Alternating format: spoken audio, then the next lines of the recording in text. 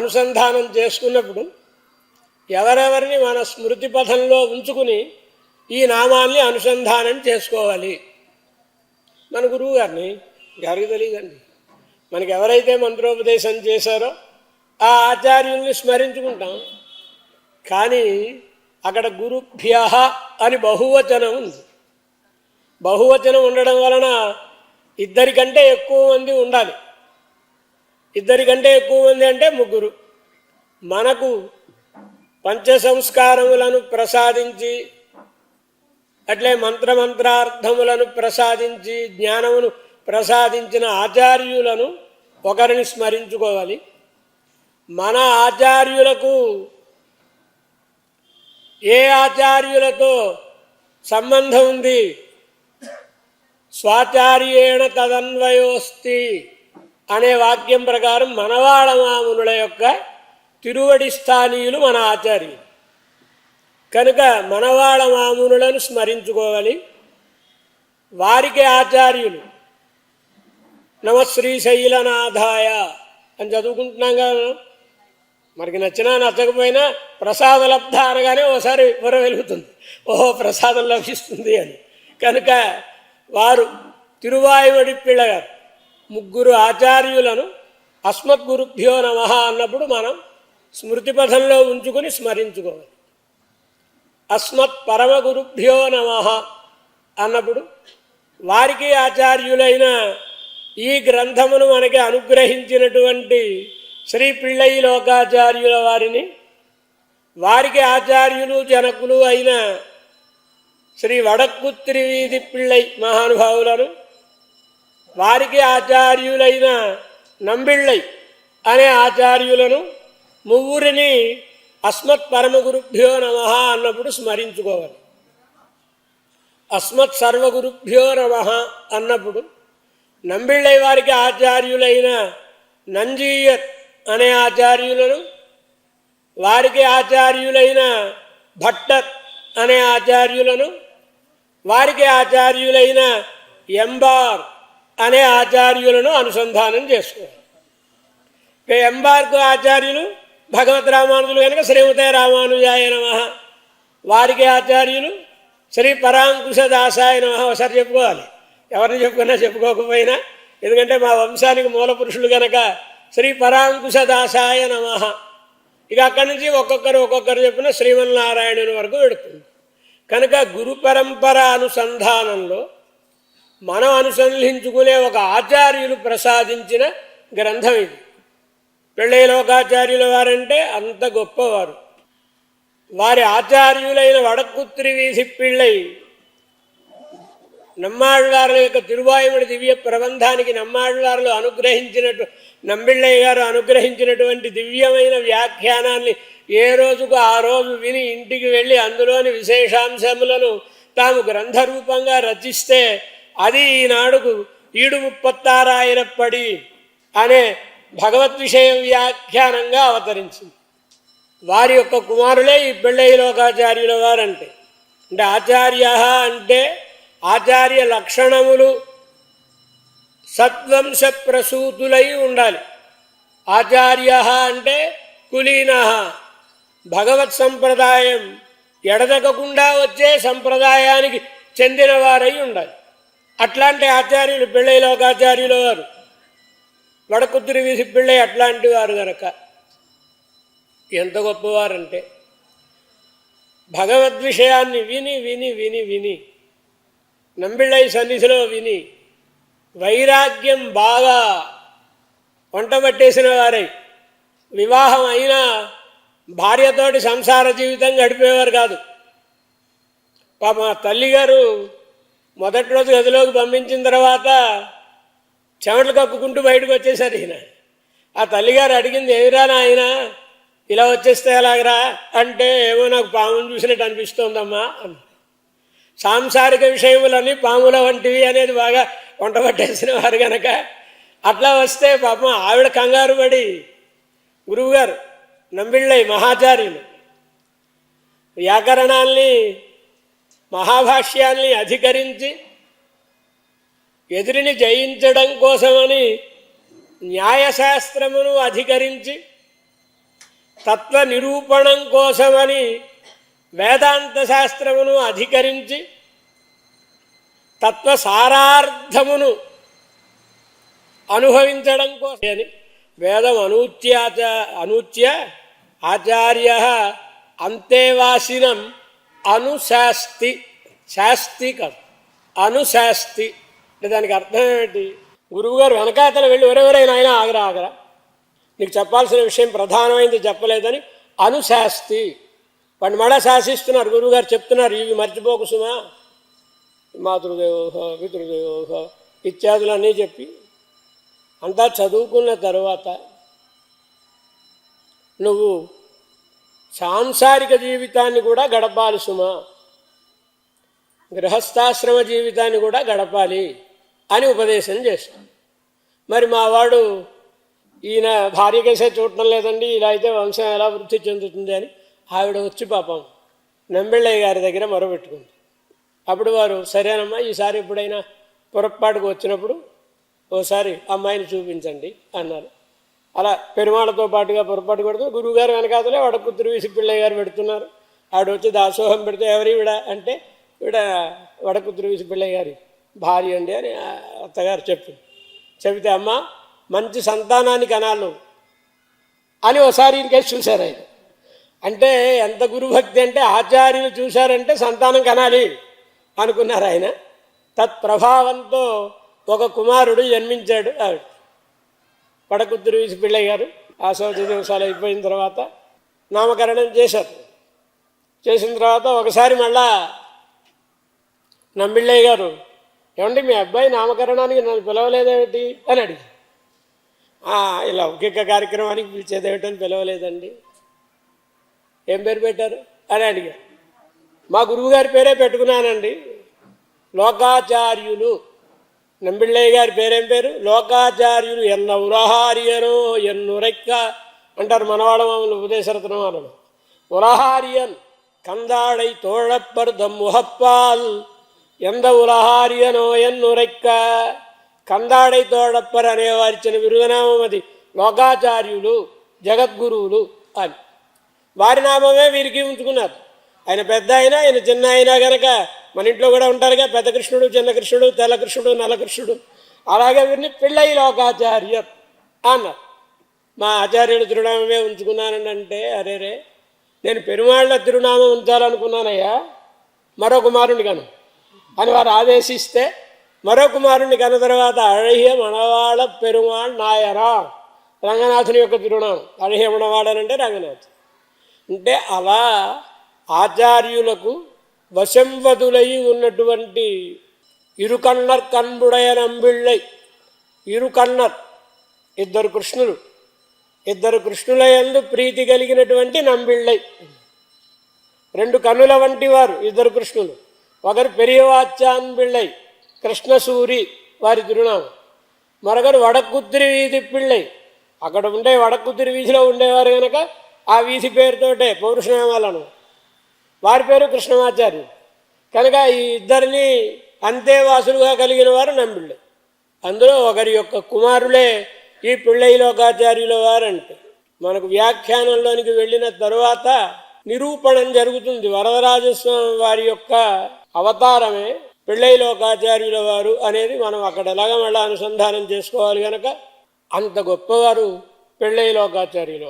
వారు అనుగ్రహించిన గ్రంథం, వారు అనుగ్రహించిన గ్రంథములు చాలా ఉన్నాయి. 18 గ్రంథములు. ఏమిటా 18 రహస్యములు? 18 రహస్యంగళ్ అని వాటికి తిరునామం. ఈ 18 రహస్యములను 1, 2, 3 అనుకోవడం, 5 దగ్గర 6 దగ్గర ఆగిపోవడం, ఈ బాధలేం లేకుండా ఒక శ్లోకంలో మన వాళ్ళు చెప్పేశారు. ఈ శ్లోకం ఒక్కటి కనుక మనం చదువుకుంటే 18 రహస్యములను మనం అనుసంధానం చేసుకోవచ్చు. ఆ శ్లోకాన్ని ఒకసారి అనుసంధానం చేసుకుందాం. ముముక్ష్వాది తన్యాది తత్వాది సాదీన్ ఒక లైన్ తర్వాత చతు స్త్రీ ద్విక ద్విత్వ సంఖ్యాన్ క్రమేణ ప్రాది నవాది శ్రియాదీన్ శ్రియాదిం ఆదీన్ జగుహు కార్ష్ణపాది ప్రణీతాన్ ప్రబంధాన్. ఇందులో 18 గ్రంథములను వారు సాయించిన వాటిని సాయించారు. ఎలా? ముముక్ష్వాది మొదటి చరణానికి రెండవ చరణానికి సంబంధం క్రమంలో, అదే క్రమంలో ముముక్ష్వాది, తన్యాది, తత్వాది, సాది. దాని క్రిందనే అంటే ఆ ముముక్ష్వాది రాసుకోండి, వదిలేయండి. తర్వాత మళ్ళీ దాని కింద వరుసలో తన్యాది వదిలేండి, దాని క్రింద వరుసలో తత్వాది, దాని క్రింద వరుసలో సాదీన్. ప్రక్కన ముముక్ష్వాది ప్రక్కన చతుహు 4, తర్వాత తన్యాది 3 ఎదురుండగా రాసుకోండి, తర్వాత తత్వాది 2, సాది 2. రహస్యత్రయ గ్రంథములు ఇవన్నీ తత్వమును తెలిపేవి. ఎప్పుడైనా శాస్త్రం 2 రకాలుగా ఉంటుంది. తత్వపరమాయం, ఉపాసనాపరమాయం. இரண்டுபடி பட்டிருக்குமிరే అంటారు నంబిళ్ళి. శాస్త్రం ఎప్పుడు తత్వపరంగా ఉంటుంది, ఉపాసన పరంగా ఉంటుంది. తత్వపరంగా తెలియడానికి, తెలియకపోతే మనం ఏమిటో తెలియకపోతే ఎలా ఉండాలో ఎలా తెలుస్తుంది? అలా అని తెలుసుకుని ఇంట్లో కూర్చుంటే అవ్వదు. రైల్వే గైడ్ బట్టియం పట్టేస్తే మనం మన ఊరు వెళ్తామా? వెళ్ళంగా రైల్లో కూర్చుంటే పెడతాం. కనుక ఆచరణం చాలా అవసరం. ఆచరణను నేర్పే గ్రంథం శ్రీవచన భూషణం. ఒక రకంగా చెప్పాలంటే ఇది కూడా మనకు వ్యాఖ్యానములను బట్టి మంత్రార్థమునే సువిశదముగా అందించినారు. ద్వయమంత్రము యొక్క అర్థమును చాలా విశదంగా, ద్వయం ఆచరణను తెలిపే మంత్రం కనుక దానిని సువిశదంగా అందించినటువంటి గ్రంథం ఇది. ఈ గ్రంథమును అసలు చెప్పగలిగిన వారెవరు? ఈ మాట అన్నవారు మనవాళ మామునుడండి. యశోదావాక్ శిఖామణి యతివర పునరవతార భూతులని తెలుపబడే మనవాళ మామునులు ఆ వసనభూషణత్తిన్ ஆட்பொருளெல்லாம் அறிவார் ஆரது சொன்னேரில் அனுட்டிப்பார் ஓரொருவருண்டாகில் అత్తనేహాన్ అంటారు. అంటే ఎల్లార్కం అండాదనరో అదు అని. శ్రీవచన భూషణమును చెప్పుటకు ఎవరు అధికారులు అంటే వారి సమయానికే. మనకంటే ఎన్ని వేల రెట్లు నయవండి వారి కాలంలో. అలాంటి కాలంలోనే శ్రీవచన భూషణమును తెలుసుకొనగలిగిన వారు ఎవరు? తెలిసిన దానిని ఒకవేళ ఎవరికైనా తెలిసిన ఈ ఒరువర్ అనే మాటకు అర్థం ఏమిటి అంటే శ్రీకృష్ణ భగవానుడు కశ్చిత్ యతతి సిద్ధయే అంటాడు. అన్నప్పుడు అలాగే కశ్చిన్ మాం వేత్తి తత్వతః అని భగవద్గీతలో. కశ్చిత్ అనే మాటకి సంస్కృతంలో అర్థం ఏమిటి? ఒకనొకడు అండి కదండి. మన్ని బట్టే మిగతా భాషల్లో కూడా వచ్చాయి. ఫ్యూ అంటారు కదా, దానివల్ల ఏ ఫ్యూలు మరొకటి చేర్చడాలు ఏవో ఉంటాయండి. దాన్ని బట్టి అర్థం మారిపోతుంది కదా. కనుక కశ్చిత్ అనే శబ్దమునకు అర్థమేమి అంటే నకశ్చిదిత్యభిప్రాయ అని భాష్యకారుల యొక్క భాష్యం, గీతా భాష్యం. కనుక ఎవడు తెలుసుకునేవాడు లేడయా అని అర్థం. అలాగే ఇక్కడ కూడా ఎవరికి శ్రీవచన భూషణం యొక్క అర్థం తెలుస్తుంది? ఒకవేళ ఎవరికైనా ఒకరికి తెలిసిన ఆర్ అది సొల్లేరిలు అనుట్టిప్పార్. ఉపన్యాసాలు చెప్పడానికే ఉంది. గోళ్ళని మనకి సౌకర్యాలు పెరిగిపోయాయి, నట్లు పెరిగిపోయాయి కనుక ప్రతి వాళ్ళం ఉపన్యాసం చెప్పేసేవాళ్ళమే. కానీ నువ్వు చెప్పేదాన్ని నువ్వు ఎంతవరకు ఆచరిస్తున్నావు నాయన అంటే గుడ్లు మిటకరించాల్సిందే. పరోపదేశ వేళాయాం సర్వే వ్యాస పరాశరాహ. కానీ అనుష్ఠాన వేళ వచ్చేటప్పటికీ మనయోపిన పండితాహ. వాళ్ళు అనుష్ఠానంలో ఆచరణలో ఉండడం చాలా కష్టం. శ్రీవచనభూషణం గ్రంథం మనం ఎదురికి పెడితే మనం ఎలా ఉండాలి, ఎంత దూరంలో ఉన్నాం, మనం ఉండాల్సిన పద్ధతికి మనం ఎంత దూరంలో ఉన్నాం, ఇంకా ఎంత ప్రయాసపడితే మనకు ఆ నిష్ఠ కలుగుతుంది. కలగాలి అంటే పదే పదే చాలామంది చెప్తూ ఉంటారు, మేము వినేసామండి. ఇప్పుడు ఒకసారి వినేస్తే బోధపడిపోయే గ్రంథం కాదు. మాటి మాటికి చెవిలో పడుతూ ఉంటే కొంతకాలానికి అది నిలకడను పొందుతుంది. మనసులో పడినవన్నీ ఉండిపోతాయండి. మనకి మనసుకి ఒక సంస్కారం కావాలి. సంస్కారం కలిగిన తర్వాత వింటే అది నిలబడుతుంది. సంస్కారం కలగకపోతే రాతి మీద నీటి బొట్లు వేసినట్టే, ఎంత వర్షం పడితే మాత్రం ఏం ప్రయోజనం, అని మొలుస్తుంది ఆ మొక్క. కనుక మనసుకి ఒక సంస్కారం కలగాలి. ఎలా కలుగుతుంది ఈ సంస్కారం? శాస్త్రం చెప్తుంది మనకి. శ్రీవచనభూషణం చెప్తుంది. పెద్దల సన్నిధిలో ఎప్పుడూ ఉంటే చాలు. మన పుస్తకం పుచ్చుకుని కూర్చోక్కర్లేదు. వినోదార్థం యద్బ్రూయు సధర్మ పరమో మత అని వాళ్ళు వినోదం కోసం మాట్లాడినా అందులో విజ్ఞానం ఉంటుంది. అది నెమ్మదిగా మన మనసుకు ఒక సంస్కారమును కలిగిస్తుంది. సంస్కారము అనే మాటకు అర్థం ఏమిటి? సంస్కారో హి నామ కార్యాంతరయోగ్యతాకరణం అన్నారు భాష్యకారులు. ఇంతకంటే ఉన్నతమైన స్థితిని మనం పొందడానికి కావలసిన యోగ్యతను కలిగించే ప్రక్రియకు సంస్కారము అని పేరు.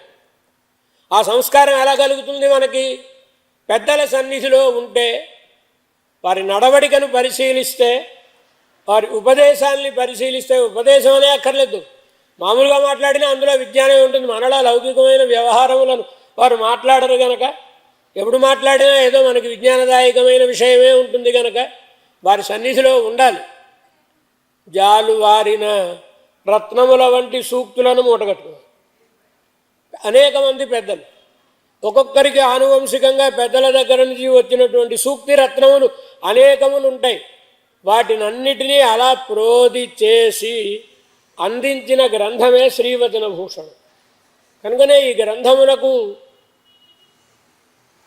నామధేయమును ఉంచినప్పుడు కూడా శ్రీవచనభూషణం అన్న. వచనభూషణం అని పేరు రావడానికి కారణం ఏంటి? దానికి అర్థం ఎలా చెప్పుకోవాలి?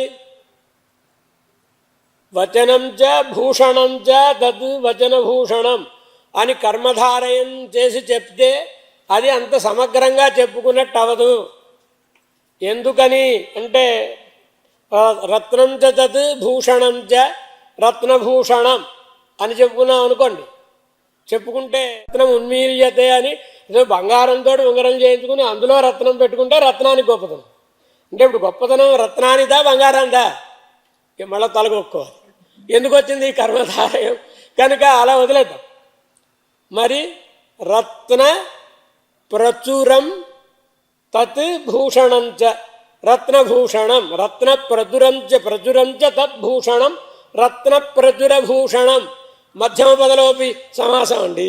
ఆ ప్రచుర శబ్దం తీసేస్తే శాఖపార్థివ, శాఖప్రియ పార్థివ, ఆ శాఖప్రియ అనేది పోతే శాఖపార్థివ అయినట్లుగా రత్న ప్రచురం చ తద్భూషణం చ రత్నభూషణం, రత్న ప్రచురభూషణం, ప్రచుర పదం ఎగిరిపోయింది రత్నభూషణం అంటే.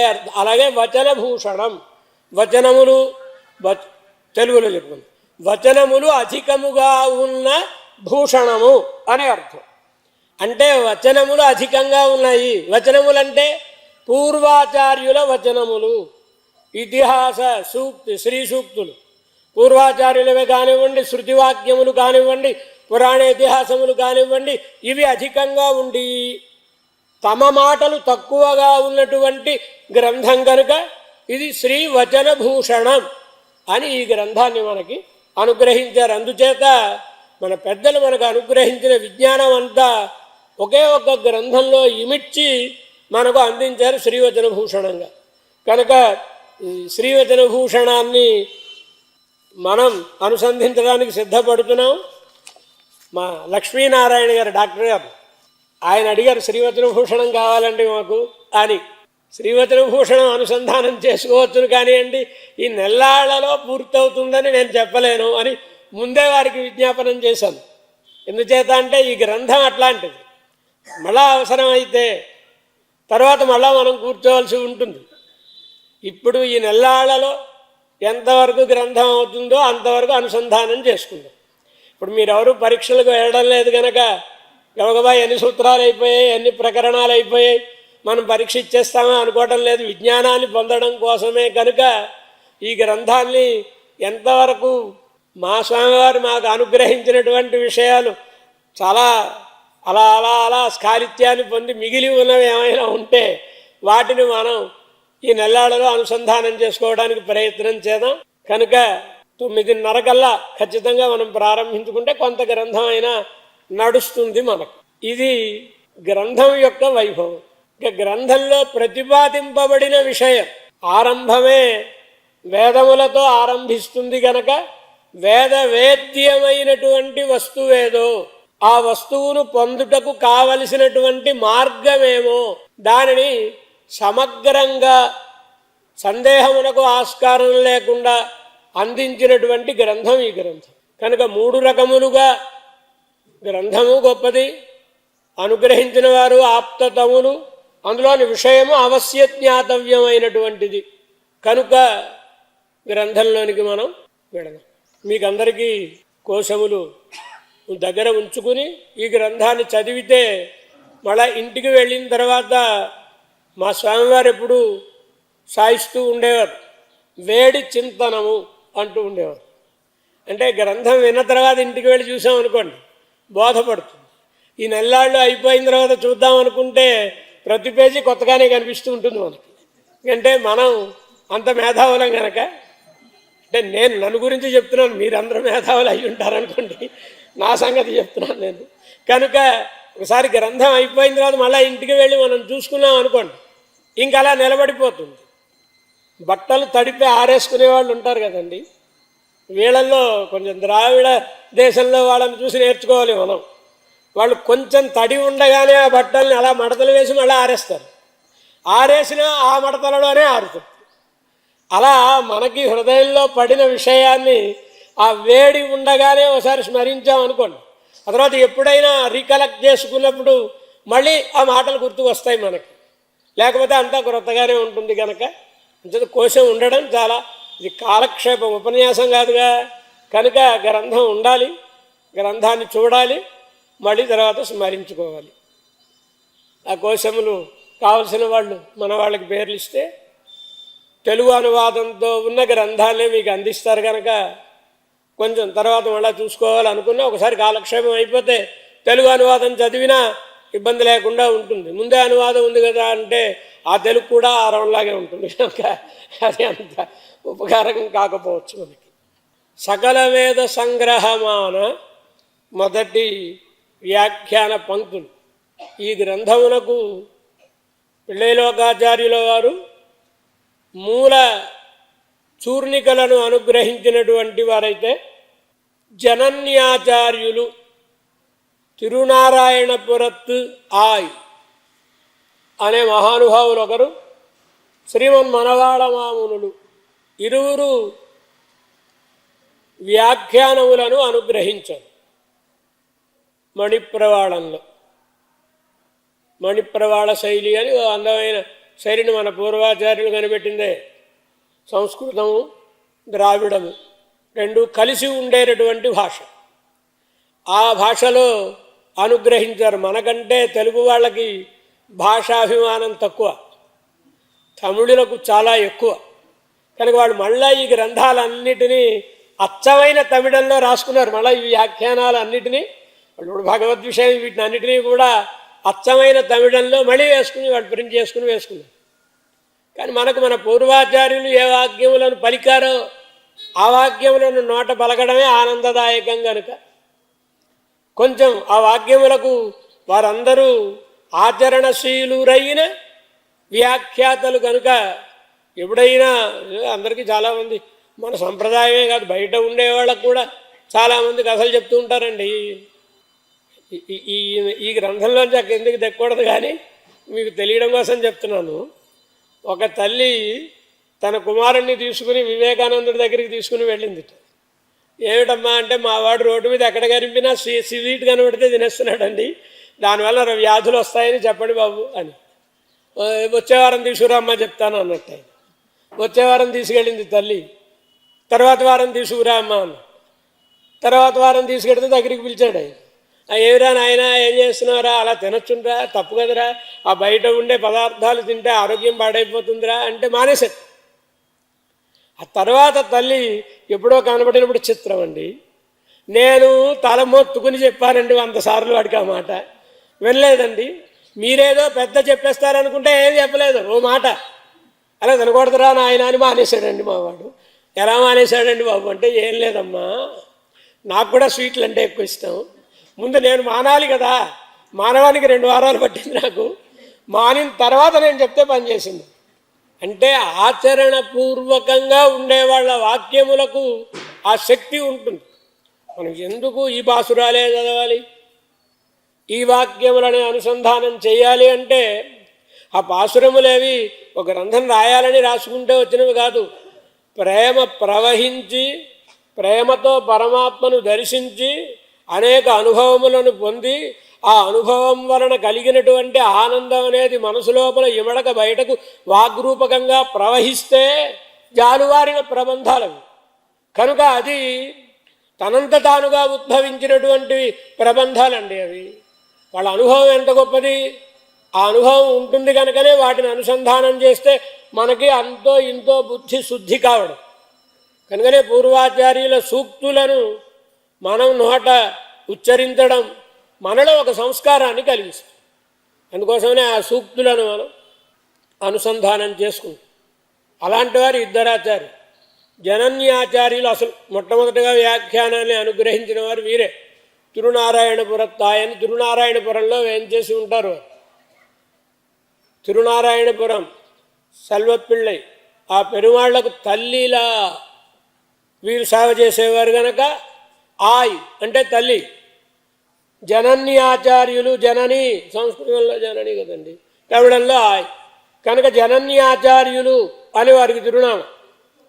కానీ వారి భాష కొంచెం తమిళంలోని ప్రౌఢమైనటువంటి భాష, పైపెచ్చు. గ్రంథంలో ఉండే అర్థాన్ని నేరుగా వారు అందించారు మనకి. అలా నేరుగా అందిస్తే అందుకునే సామర్థ్యం మనకు ఉండాలిగా. అసలు ఆరంభం నుంచి ఎత్తుగడే వేరు వారి యొక్క ప్రబంధానికి. కనుక మనవాళ్ళ మామూలుడు ఆలోచించి మన స్థాయికి వారు దిగి అందించాలి. అందిస్తే కదా మనం తెలుసుకోగలుగుతాం.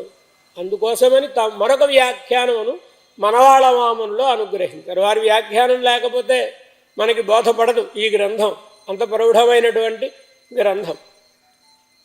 మనవాళ్ళ మామూలుల వ్యాఖ్యానాన్ని మనం అనుసంధానం చేసుకుంటున్నాం. అక్కడక్కడ ఆయవారు కూడా అనుగ్రహించిన విశేషాంశాలను మనం అనుసంధానం చేసుకుంటాం. సకల వేద సంగ్రహమాన, ఒకసారి అందరూ అనండి, మొదటి వాక్యం కదా. తిరుమంత్రத்தில்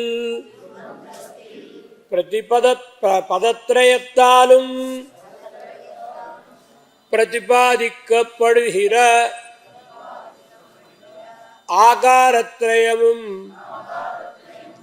சர்வாத்ம சாதாரணமாகையாலே யத்ர ऋषयः பிரதமஜாः ये புராணாः என்கிற நித்தியசூரிகளோபாதி சுத்த சத்வமான பரமபதத்திலே நித்யாசங்குச்சித ஞானராய்க்கொண்டு நிரந்தர பகவத் அனுபவஜனித நிரதிசயானந்த திருப்தராயிருக்கைக்கு யோக்கியதை உண்டாயிருக்கச் செய்தேயும் அநாதிமாயையா சுப்தஹா என்கிறபடியே தில தைலவது தாருவன்னிவது துர்விவேச்ச த்ரிகுண துரத்யய அநாதி பகவன்மாயா திரோஹித ஸ்வப்பிரகாசராய் அநாத்ய வித்யா சஞ்சித அனந்த புண்ணியா புண்ணிய கர்மானுகுணமாக சூர நர திரியக்ஸ்தாவர யோனிகள் தோறும் மாறி மாறி பல பிறப்பும் பிறந்து பிறந்த பிறந்த ஜன்மங்கள் தோறும் தேகாத்மாபிமானமும் சுவாதந்திரியமும் அந்நசேஷத்துவமும் ஆகிற படுகுழிகளிலே விழுந்து தத்ததனுகுண சாத்திய சாதனங்களிலே மண்டி யாதானும் பத்தி நீ இங்கும் விரதத்தை ஏறிட்டு கொண்டு பிராப்த சேஷியாய் பரமப்பிராப்ய பிராபகபூதனான அவன் பக்கல் அத்யந்த விமுகராய் கர்ப்ப ஜன்ம பால்ய யௌவன வார்த்திக மரண நரகங்களாகிற அவஸ்தா சப்தகத்திலே நிரந்தர விதத விவித நிரவதிக துக்கங்களை அனுபவித்து திரிகிற இச்சம்சாரி சேதனரிலே ஆரேனும் சிலர்க்கு ஜாயமான கால பகவத் கடாக்ஷ விசேஷத்தாலே ரஜஸ்தமசுக்கள் தலைமடிந்து சத்வம் தலையெடுத்து மோக்ஷருச்சியுண்டானாலும் தத்வஹித புருஷார்த்தங்களை உள்ளபடி அறிந்தே உஜ்ஜீவிக்க வேண்டுகையாலும் அவை தன்னை சாஸ்திரமுகத்தாலே அறிய பார்க்கும் அளவில் சாஸ்திரங்களில் தலையான வேதமானது அனந்தாவை வேதாக என்கிறபடியே அனந்தமாய் ஸ்வார்த்த நிர்ணயத்தில் சர்வசேகா பிரத்யய நியாயாதி சாபேட்சமாய் ஆயிருக்கையாலே அல்பமதிகளுக்கு அவகாஹித்து அர்த்த நிச்சயம் பண்ண அரிதாகையாலும் அந்த வேத பாரகராய் ஸ்வயோக மகிம சாட்சாத்கிருத பராவர தத்துவ விபாகரான வியாசாதி பரமரிஷிகளாலே பிரணீதங்களாய் வேதோபபிரம்மணங்களான ஸ்மிருதிதிஹாச புராணங்களிலும் சாராசார விவேக சதுரற்கொழிய தாத்பரியாம்சம் தெரியாமையாலும் அவை போலன்றிக்கே சம்சாரி சேதனோஜ்ஜீவன காமனான சர்வேஸ்வரன் தானே ஆச்சாரியனாய் வெளிப்படுத்தின சகல வேதசாரமான ரகசியத்ரயமும் அதிசங்கிரகதயா அதிகூடார்த்தங்களாகையாலும் ഭഗവദാകസ്മിക കടാക്ഷ വിശേഷത്താലേ மயர்வரமதிநலம் அருளப்பெற்று சகல வேத சாஸ்திர தாத்பரியங்களையும் கரதலாமலகமாக சாட்சாத்கரித்த பராங்குஷ பரகாலாதிகளான ஆழ்வார்கள் அருளிச் செய்த திராவிட வேத ததங்க உபாங்கங்களான திவ்ய பிரபந்தங்களும் அளவிலிகளால் அர்த்த தரிசனம் பண்ணப்போகாமையாலும் ருச்சி பிறந்த சேதனர் இழந்து போம்படி இருக்கையாலே ஆழ்வாருடைய நிர்ஹேதுக கடாட்சலப்த திவ்ய ஞானரான நாதமுனிகள் துடக்கமாக சத் சம்பிரதாய சித்தராய் சகல சாஸ்திர நிபுணராய் பரமதயாளுக்களான பூர்வாச்சாரியர்கள் அந்த வேதாதிகளின் அர்த்தங்களை சங்கிரகித்து மந்தமதிகளுக்கும் சுக்கிரகமாம்படி பிரபந்தீகரித்தும் உபதேசித்தும் పోందారుహళ్. ఇక్కడికి ఫుల్ స్టాప్ అండి. ఈ మధ్యలో అన్ని కామని. విశదవా శిఖామణి అని మనవాడ మామూలులకు తిరునామం. విశదమైనటువంటి వాక్యములను కలిగినటువంటి వారు అని. ఈ గ్రంథం ఎలా అవతరించింది, ఎందుకోసమని, ఈ గ్రంథం తెలిపే విషయమేమి, దీనిని ఈ వాక్యములలో మనకి అనుగ్రహించారు. సకల వేద సంగ్రహమాన తిరుమంత్రం ఇది సమస్త వేదములకు సంగ్రహ రూపమైనటువంటిది. అంటే వేదములలో తెలుపబడిన సారభూతమైన అర్థమును మనకు తెలియజెప్పినటువంటి మంత్రం తిరుమంత్రం.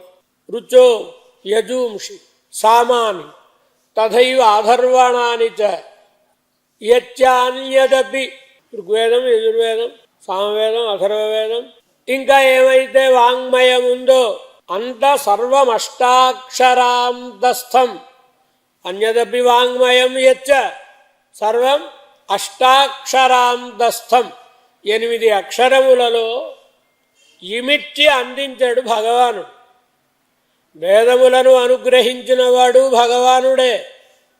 చీకటిలో ఉండేవానికి దీపము నొసగితే దారి చూచుకొని గమ్యాన్ని చేరుతాడు కదా, అట్లే భగవానుడు మానం ప్రదీపమివ కారుణికో దదాతి. కరుణ కలిగిన వాడు చీకటిలో వెళ్ళేవానికి దీపాన్ని ఇచ్చినట్లుగా మనం మంచి దారిలో నడచి తరించడం కోసమని వేదం అనేటటువంటి దీపమును భగవానుడు మనకి అనుగ్రహించాడు. ఈ పేరా యొక్క తాత్పర్యమేమి అంటే, ఆ వేదముల యొక్క అర్థాన్ని మందమతులమైన మనం అర్థం చేసుకోకపోవడం వలన, అర్థం చేసుకోలేకపోవడం వలన, మళ్ళీ వేదములంటే అనంతావై వేదాహ కదా, కనుక వేదములు అనంతములు. ఆ వేదములలోని అర్థమంతా మనకున్న కాలం అల్పము. అల్పశ్చ కాలో బహవశ్చ విఘ్నాః. ఒకవేళ కాలం ఉన్నా అందులో విఘ్నములు అనేకం. కనుక మనం అంత విజ్ఞానాన్ని పొందడం శక్యం కాదు. ఒకవేళ చదువుకున్న పరస్పరం పైకి విరుద్ధార్థబోధకములుగా కనబడేటటువంటి వాక్యములకు అర్థమును సర్వశాఖా ప్రత్యయన్యాయం చేతను, సర్వవేదాంత ప్రత్యయన్యాయం చేతను ఇక్కడ కొన్ని విషయములే చెప్పబడతాయి. దానిని మరో చోట ఎక్కడో ఇంకో శాఖలో ఉన్న వాక్యాన్ని తెచ్చుకుని అర్థం చేసుకోవాలి. పశునా యజేత అనేది చెప్పింది అనుకోండి శ్రౌతుల్లో. పశునా యజేత అంటే పశువుతో యాగం చేయవలను అంటే మా ఇంట్లో గేదెలు బాగున్నాయండి అని గేదెలు పట్టుకెళ్ళి యాగం చేసేయకూడదు. అసలు పశువుల చేత అంటే ఆ పశు శబ్దానికి అర్థం ఏంటంటే మరో వాక్యంలో ఎక్కడో చెప్పబడుతుందండి. కనుక చాగో అవంత్రవర్ణాత్ అంటారు కదా. కనుక మళ్ళీ అక్కడికి వెళ్ళి అక్కడ ఇదా ఈ పశువా అని ఇలాంటివన్నీ తలనొప్పులన్నీ ఉన్నాయి. కనుక సర్వశాఖ ప్రత్యయ న్యాయంతో ఒక వేదంలో కొంత భాగం చదవడమే అబ్బురం అనుకుంటే మిగతా శాఖలను పట్టుకొచ్చి ఇక్కడ సమన్వయం చేసుకుని అర్థాన్ని చెప్పుకోవడం అదే వేదాంతములలోనూ అంత. ఒక ఉపనిషత్తులో కొన్ని చెప్పబడతాయి, మరో ఉపనిషత్తులో మరికొన్ని చెప్పబడతాయి. వాటిని ఇక్కడికి తెచ్చుకుని అన్వయం చేసుకోవాలి. ఇది మనలాంటి వాళ్ళకి శక్యమైన పనియా అంటే వేదనూల్ పిరాయం నూరు మనిషరుదాం పుహువరేలం పాదియం ఉరంగిప్పో తొండరడిప్పొడి ఆళ్వార్ తిరుపల్లి మనం ధర్మమాసంలో కూడా అనుసంధానం చేస్తున్నాం కదండి. అనుగ్రహించిన ఆళ్వార్ల యొక్క మరొక ప్రబంధం తిరుమాలై అని. ఆ ప్రబంధంలోని భాషలు వేదనూల్ పిరాయం నూరు మనుషరుదాం పుహువరేలం వేదం శతాయుర్వై పురుష అని చెప్పింది కదా. పోనీ 100 ఏళ్ళు బతికేసాం అనుకుందాం. 100 ఏళ్ళు బ్రతికితే అసలు విజ్ఞానాన్ని సముపార్జించడం కోసమే బుద్ధిజీవులం. మానవ జన్మ మనకి ఎందుకు ఇచ్చాడండి భగవాన్? విజ్ఞానాన్ని సముపార్జించడానికే కదా. మరి ఆ విజ్ఞానాన్ని పూర్తిగా 100 ఏళ్ళు మనం సంపాదించేస్తున్నామా? పాదియం ఉరంగిప్పో సగం నిద్రలో పోవును. ఆడవారు నిజం చెప్పారా అబద్ధం చెప్పారా అంటే వారి కాలానికి వారిని బట్టి చెప్పుకున్నారు. మహానుభావులు అందరూ వాళ్ళలా ఉంటారు అనుకుంటారు. కానీ కనుక మనం మహానుభావులు, మనం పగలు కూడా పడుకునేవాళ్ళం. వారు రాత్రి మాత్రమే లెక్క కట్టి చెప్పినదండి. పాదియం ఉరంగిప్పో అని వాడు చెప్తూ ఉంటారు కదండి. ఇంటికి వెళ్ళట్టు ఆయన కలవడానికి, ఏమండి మీ ఆయన ఉన్నారా అంటే నిద్రపోతున్నారండి. ఇంట్లో కూడా నిద్రపోతారా అని అంటే ఆఫీసులో కూడా నిద్రపోతారని అర్థం. కనుక అలా మనం పగలు కూడా పడుకునే వాళ్ళం కనుక పాదియం వరంగిప్ప మనకి చాలదు, మనకి ఇంకా ఎక్కువ కాలం అయిపోతుంది. కనుక సగం నిద్రలో పోతుంది అనుకుందాం. పోని నిద్రయా హ్రియతే నక్తం భాగవతం శ్రీ సుకుమార్ నిద్రలో రాత్రం తప్పిపోతుందయ్యా. మరి మిగతా కాలం బాల్యంలో కొంత పోతుంది, ఏమి తెలియని దశ.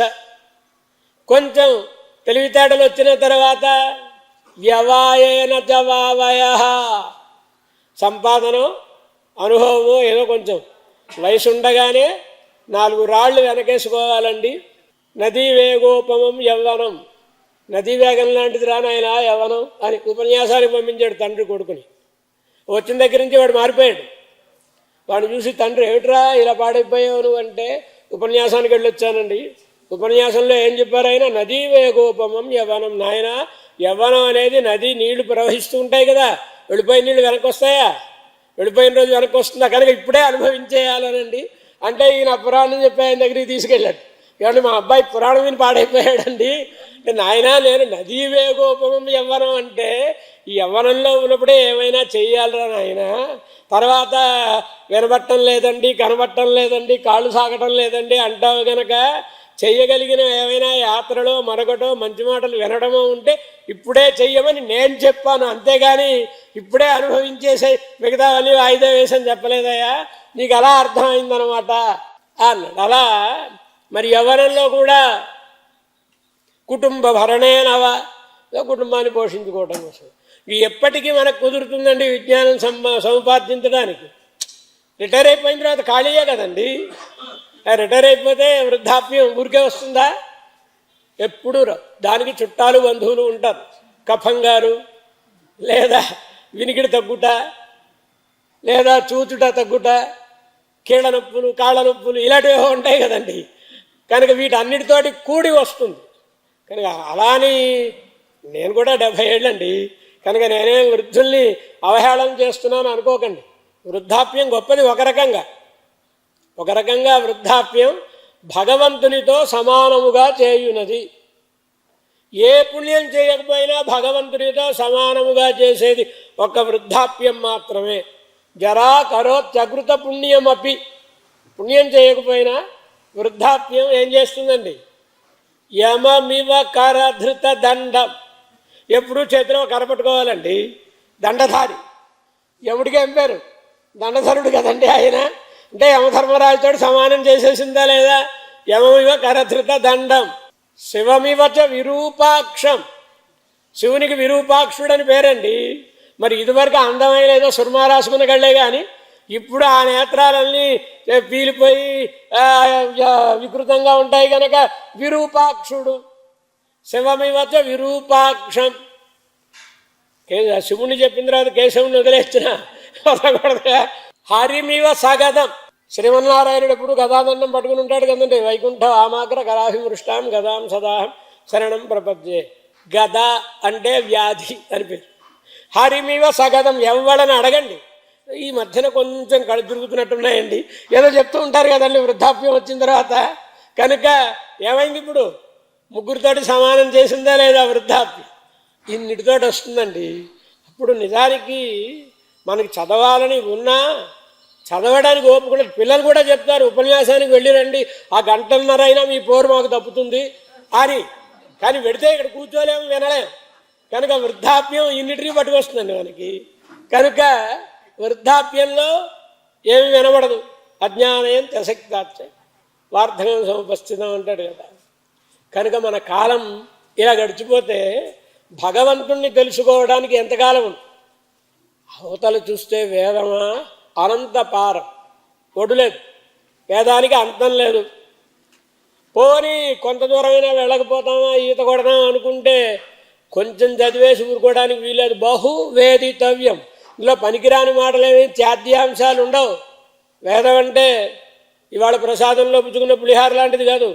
పులిహారలో నచ్చని వాళ్ళు కరివేపాకు తీసి పక్కన పడేస్తారు, మిరపకాయలు పక్కన పడేస్తారండి. వేదంలో అలా పడేయడానికి ఏం లేవు. అంతా మనం సారభూతమైనదే గ్రహించాల్సింది. అల్పశ్చకాల మన ఆయుస్సు. పోని బుద్ధి కుదిరి మనం కూర్చున్నాం అనుకోండి, నెల్లాళ్ళు ఏకాగ్రంగా జపం చేసిన ఆయన జపం చేశాను కానీ పని కనపడలేదండి. పగలు రాత్రి సాపాడు చేయడం లేదండి, నేల మీదే పడుకుంటున్నాను, చన్నీళ్ళ స్నానం అండి, మాల తిప్పడమే పని అండి. అయినా ఏం ఫలం కనబడలేదండి. ఏం ఫలం కనబడలేదయ్యా? ఇష్టదేవతల గురించి చెప్పం, ఏమిటి ఫలం కనబడలేదు? ఒక రంభ రాలేదు, అప్సరసాలు ఎవడో రాలేదండి. సినిమాల్లో చూసినా పురాణాల్లో చూసినా ఎవడు తపస్సు చేసినా ఆ అప్సరసలు ఎవడో వచ్చేస్తున్నట్టుగా కనబడుతూ ఉంటుంది కదా అండి. అలా ఎవడు రాలేదండి ఇన్నాళ్ళు తపస్సు చేసినా అంటే. నీ పక్కనే ఉందయ్యా. సర్వేలో చెప్పారు కదండి, పూర్వకాలంలో ఒకే మంచం మీద భార్యాభర్త పడుకోవడం, ఇప్పుడు సెల్ ఫోను వీళ్ళు పడుకోవడం ఒకే మంచం మీద విధి కదండి.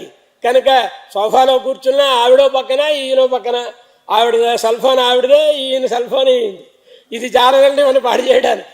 కనుక ఇప్పుడు రంభ అప్సరా తిలోత్తములు అందరినీ పట్టుకొచ్చి ఈ సెల్ ఫోన్లో పెట్టేశాడండి. ఇది చాలదండి. బాహవస్య విఘ్నా. సరిగ్గా ఇక్కడ కూర్చున్నప్పుడే ఫోన్లు వస్తాయి. తర్వాత బయటకు వెళ్ళిన తర్వాత అయినా మనం మాట్లాడుతూ కొంపలే మునిగిపోవు. కానీ ఒకవేళ రాకపోయినా మనమే ఒకసారి చూసుకుంటూ ఉంటాం, కానీ పొరపాటుని మనమైనా వెళ్ళలేదేమో. ఇంకక్కడ కాలక్షేపం సాగుతుందండి. ఏకాగ్రం ఉంటే కదా అర్థం బోధపడేది. కనుక ఇలా లాభం లేదని మళ్ళా వేదం యొక్క గహనమైన గభీరమైన అర్థాన్ని వీళ్ళకి చిన్నప్పుడు అమ్మ మనకి కథలు చెప్పేది కదండి. ఇప్పుడు కథలు పోయాయి, పిల్లల చేత కూడా సెల్ ఫోన్లు ఇచ్చేస్తున్నారు తల్లిదండ్రి. కనుక పూర్వం కథలు చెప్పేవారు, కథలో నీతులేవో ఉండేవి. కథ అంటే వినేవాడు, కథ చెప్పమని అడిగేవాడు. పిల్లలు తప్పులేదు, వాళ్ళు ఇప్పుడు అడుగుతారు కథ చెప్పమని. చెప్పడానికి వీళ్ళకి తీరికలేదు కనుక వీళ్ళు ఏవో ఇస్తున్నారు వాళ్ళ చేతికి.